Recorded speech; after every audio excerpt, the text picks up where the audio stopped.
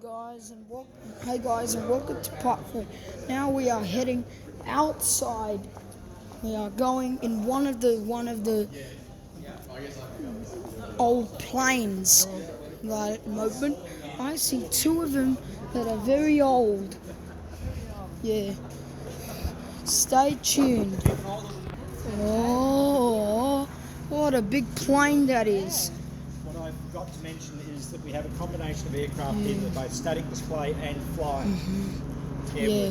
So please don't touch the aircraft unless I say that's okay, you can touch that. For example, that's airworthy, so we don't touch unless you're actually an engineer or a pilot. And sometimes they tell the pilots not to touch either.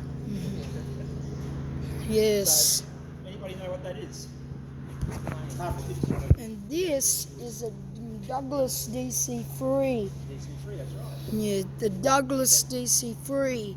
Except that It it's is flown in the military version of the flight. they were the backbone of the Allied. Yeah, but stay tuned.